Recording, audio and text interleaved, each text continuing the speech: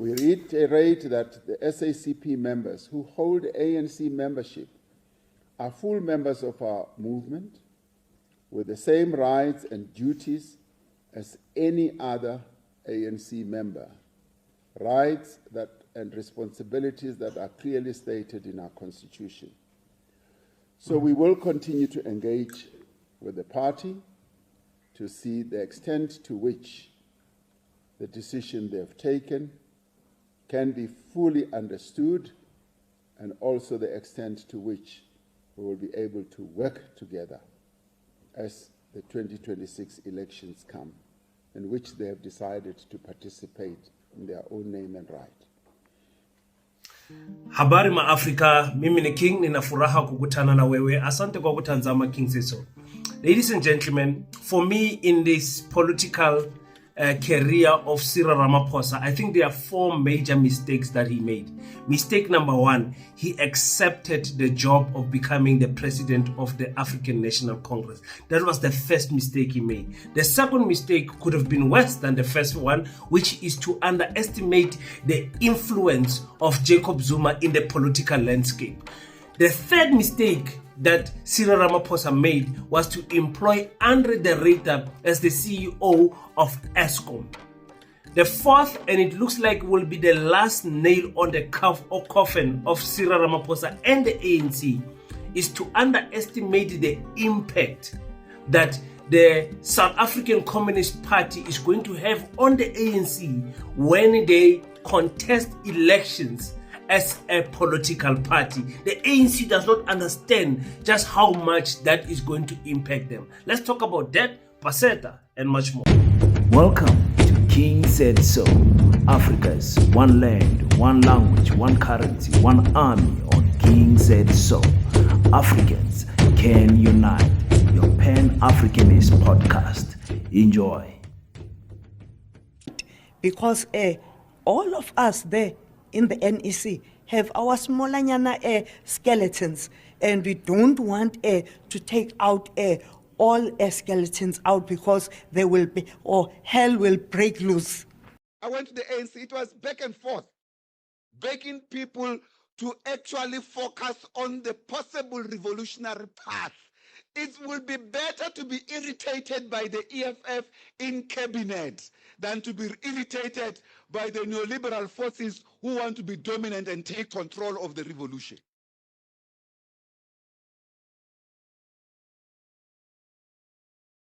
I'm not the leader of the EFF, but I went to see them, and I want to appreciate that they respected my engagement. I know them. I gave Floyd his first job. He was the leader of the Young Communist League. Yes, not that he has to pay back anything. Yes, but we have a line. I can talk to him. Nothing stops me from talking to him. So we have an engagement. And Dr. Ndlozi, we had engagement with all of them. We agreed, guys, this is now the new strategy going forward. But some of the comrades in the ANC, particularly this neoliberal faction, was too impatient. They did not want to engage with them. They did not even want to offer them something serious. And yet they went on to offer these reactionary forces, anti-revolutionary forces, colonial forces, so much power. This is the issue. Then the other faction inside the African National Congress was too helpless to reconfigure this. They debated in the NEC and so forth, we understand, but it didn't go anywhere. The ANC had its set up political power, then it has to do this with the DA.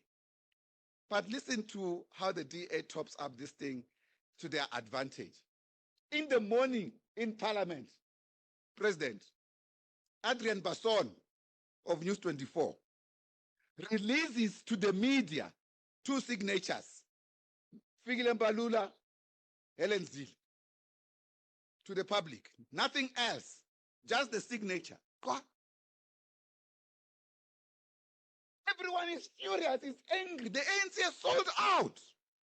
Coordinated. That same day, so it doesn't give the people the truth.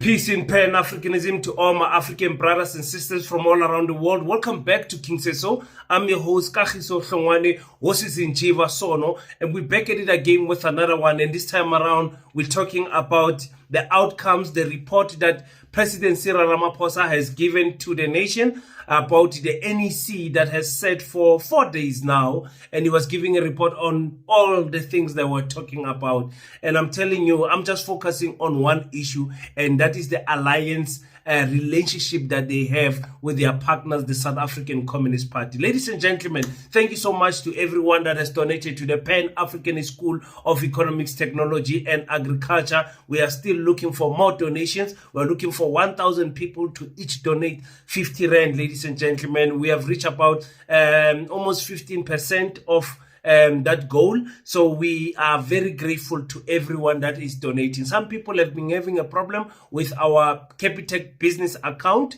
If you are having an issue, you can choose to donate with Back a Buddy. Back a Buddy is another way that you can donate there. I will put all the links on the comment section. It's just Back a Buddy / campaign / Paseta. You will find us there at Back a Buddy, and you can make a contribution of 50 Rand or how much ever you are able to afford, ladies and gentlemen. Please go to our website www.paseta.co.za for more information. Ladies and gentlemen, I don't think, listen, let me put it like this. The ANC, what they did in retaining Cyril Ramaphosa after the performance of the 2024 national elections was the biggest mistake ever. There is no justifying rewarding someone for dropping the political party with 17%. There is no justifying it. It does not make any political sense. It does not make any mathematical sense. If a child at school was performing at 57% in mathematics and all of a sudden they got 40%, they fail. If a delivery man was delivering 57 parcels a day and all of a sudden he started delivering 40 parcels, he's fired. If a PSL team was getting 57 points and all of a sudden now it's getting 40 points, they are gone. Any coach in any soccer team or any professional league who drops 17% will be fired. 17 points will be fired by that team. It's normal. But it's not normal in their eyes or in the minds of the ANC. They defend the indefensible. It's embarrassing, ladies and gentlemen, to see the performance of the ANC when we were telling them, remember, analysts were telling them, podcasters were telling them, content creators were telling them, their own alliance partners were telling them that you are making mistakes, but they never listen to anyone, ever. Even now, they are still stubborn. In fact, you know what? I want to go back to a clip. I think it's an old clip of Mapaila. I think he was at, where was he? He was at the Dr. Cyril Welsh. Oh, I'll have to go search for the clip. He was at the Dr. Cyril Welsh where he said, this is a great betrayal. What the ANC has done, it kept him up, it kept him up. And he says, history must judge the ANC harshly. And I believe that the time is coming, ladies and gentlemen. The time is coming. I'm going to speak now. Let's listen to Mapaila. I'm very stressed by this situation. It's given me sleepless nights. I'm writing a lot about this moment, and I think every time I reflect on this, I get deeply disappointed. First, by the political choice that the ANC made. It's a gross error, serious mistake. And I believe it's a political choice because there were other possibilities for the ANC not to collaborate with the DA, because the DA doesn't represent any iota of the interest of the majority of our people. It's a party of white interest, of the white minority. It has inherited the colonial regime's interest, the imperialist regime's interest, the apartheid regime's interest. It is not intended by any measure to bring our country together and to build a united South Africa. It just wants the black person to remain subservient to the white person. This is the deepest pain one feels every day, because our leaders, the political elite, committed this criminality of joining forces with the DA. It's a political choice. I think they will be judged harshly by history, and I call on history to judge them badly for the betrayal of our people. This is a betrayal, Sizwe. It cannot be entertained in any political decorations. It cannot be laced in any other form. It's a sellout of the people's aspiration for political conveniency. Ladies and gentlemen, I don't take anything that the ANC says or does serious anymore. They have broken our trust as black people. Like Mapaila is saying, there were other options, visible options. I know the ANC was hating deeply on the MK political party after the elections, but the EFF was there.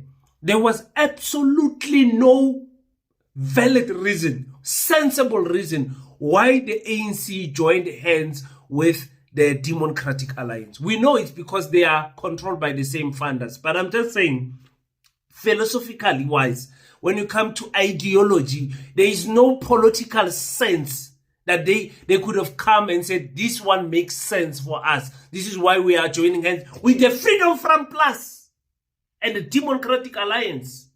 It's so embarrassing. It's a betrayal to us African people. So I don't care if the NEC sits and talks. There's nothing that they are saying. They are just planning to betray us as black people even more. I'm sorry to say that, but it's the truth. History has taught us so. There was no need. There was no credible information for Cyril Ramaphosa to appoint Andre de Ruyter as Eskom manager. There were other better people that were interviewed. In fact, he was not the one that was recommended by the panel. He went out of his way to elect a white man who has no experience in energy to come and kill the grid of South Africa.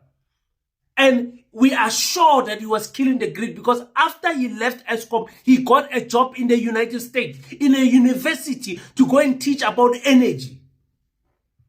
I had to bring that out because when I think Cyril Ramaphosa, I think Andre de Ruyter immediately. That one also keeps me up at night. Why is it that you are doing this? And Mapaila is correct in saying this is a political choice. They made a choice. They made a choice. Rather deal with the EFF than deal with the Democratic Alliance. But the ANC never cared. You know, it's difficult to defend the cupcakes. When people come out and say Cyril Ramaphosa is sent by the white monopoly capitalists to go and put the coffin of the ANC 6 feet down, 12 feet down. When you look at the evidence of how this man as 2 terms have turned out to be, you can't disagree with it. You can't disagree with that statement if you are normal here in your head. And I will always remind people, they painted him as the savior and painted Jacob Zuma as the devil, the one who took our country and put it in the arms of the Indians. They promised us that Cyril Ramaphosa is 10 times better than Jacob Zuma. Cyril Ramaphosa is rich. There will never be any corruption under him. Look what happened at his farm. Guys, I don't understand it. If Julius Malema's got a farm, if $1 was found under a couch at Julius Malema's house, a farm, you can imagine what people will be saying. You can imagine if there was a couch in Nkanda that had hundreds and thousands of dollars. You can imagine a man that was arrested for not wanting to attend a Zondo commission. That man if he was found with dollars under his couch, you can imagine what they were going to do to Jacob Zuma. You can imagine. With Cyril Ramaphosa, we've got a public protector, the Pala protector, who comes out and says there is no wrongdoing. My job, my jurisdiction is about public funds, not private funds. And then she said, the sale does not mean, the transaction does not mean there was a sale. Hey? After Cyril Ramaphosa have come out in parliament and say, I do game. I do game farming and I sell cattle. Some of these cattle have been sold to some of these people that are sitting here in this parliament. You guys remember that in parliament, he said that. The public protector contradicts what he says. So I don't understand why the ANC is sitting, the NEC of the ANC, why are they sitting? Why are they sitting? They are sitting to say what? What is it that they are discussing there? You know, so for me, for the NEC to sit for 3-4 days, to sit, and when you give a report, your report is only 40 seconds where you speak about the Communist Party, the alliance partner that you always had. There is no other organization, institution, political party that believes in uniting behind the ANC more than the Communist Party. There isn't. The Communist Party has been made a laughing stock since 2002, remember. Since 2002, they've been saying, we're going to contest elections alone. Since 2002 till today, they haven't. Well, they started now on the by-elections, there was on some ballot papers. Congratulations to them. But it looks like their conference resolution, they are carrying it out now. To say what we said in 2013, 2014, we are in 2022, we are going to stick to it now. Because they always wanted to give the ANC a second chance. ANC, please, listen to us. Listen to us. Can you please perhaps just listen to us? And so Mapaila phrased it perfectly. Says the ANC became arrogant with power. The ANC changed their character when they had power. And these are the people that you guys are voting for. Listen to what Soli said. And the ANC became arrogant with power. Arrogant with power. They're even arrogant to us as the Communist Party. In November last year, 2 weeks before our Special National Congress, we gave a brief report in a respectful way. Comrade Mbat, help us. In a respectful way, we gave a report because the ANC told us, take it or leave it. When we said to them, we want to discuss with you a concept we characterize as flexible. Flexible concept for how to exercise political power, particularly with regard to local government elections. It was the president of the ANC who led this charge that's not possible. It was not the SACP. Please, tell the truth. It was not the SACP. When you push us to the corner, we'll tell the truth. Because we in the Communist Party venerate the truth.